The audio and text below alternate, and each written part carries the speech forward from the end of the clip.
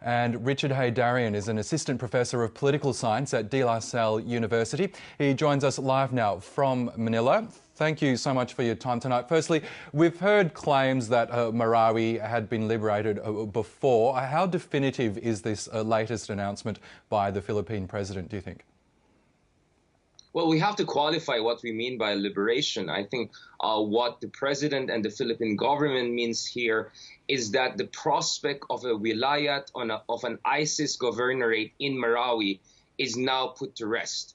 The entire military leadership of the Maute has been eliminated with the death of both Maute brothers, Abdullah and Omar Khayyam, and the designated leader of ISIS movement in Mindanao and broader Southeast Asia, Islan Hapilan, is also gone. You still have some fighting going on here and there, some hostages being held. The military right now is more focused on capturing as much as possible alive Dr. Mahmoud bin Ahmed, who was the Malaysian conduit between the ISIS command in Raqqa and the Maute brothers in Marawi.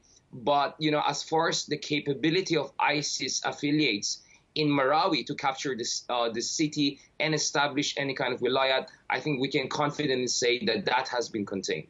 Yes, and this fight against Islamic State militants or Islamic State-backed militants in Marawi was really the first true test for Rodrigo Duterte, wasn't it?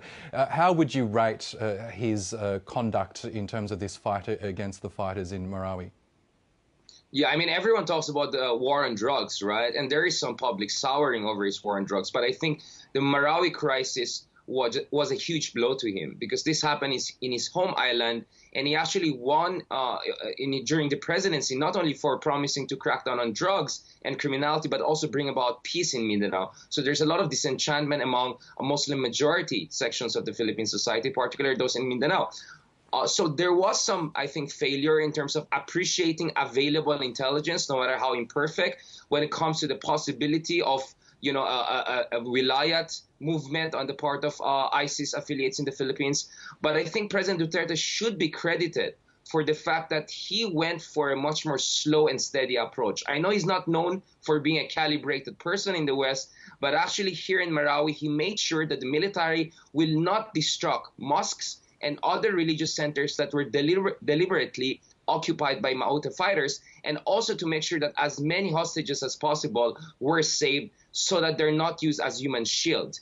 So that is why it took a long time. It took us around 5 months to get here, but it was steady and sure. And I think that's where the Philippine president has to get some credit for that. But of course, the real challenge right now is to make sure that the ISIS movement in the Philippines will not do what the ISIS movement in the Middle East do, which is once they lost the conventional warfare, they went for spectacular terrorist attacks. And in 3 weeks' time, Donald Trump and other world leaders will be in Manila. So there's a lot of agitation and concern also about security in major urban centers in the country. And most importantly, reconstruction of Marawi, which has been now reduced to rubbles. It's essentially like Mosul and Raqqa as we see in the Middle East. Not much of the city has been left, unfortunately. And that southern region of the Philippines for a long time has been a trouble spot for any government of the Philippines in terms of the influence of Islamism in that area of the country. Do you think this is a success in terms of defeating that rising influence in the southern Philippines, or will it be an ongoing battle for Rodrigo Duterte and any other president that comes into power? Well, I mean, without a question, the fight against extremism and terrorism will likely even get more difficult in the coming months and weeks. But the reality is that if there were concerns about an ISIS wilayat in the Philippines, I think we have to be a little bit more confident about things. I think that has been contained. And the Philippine military right now has high-grade, cutting-edge experience in urban warfare, which they didn't have before. So you're now talking about a much more experienced, much more well-trained Philippine military. So I'm less concerned about another wilayat movement in the Philippines. But as far as terror attacks is concerned, oh, absolutely, that's going to be a big concern. The same thing with extremism. And that's why we have to go to the roots of the problem, which is the absence of peace. That's why Duterte has to go to the peace negotiation tables with the major rebel groups, including the more Islamic Liberation Front. Because if we don't get the peace and development aspect right, we're going to see, again, reincarnation of what we have seen in the past few years.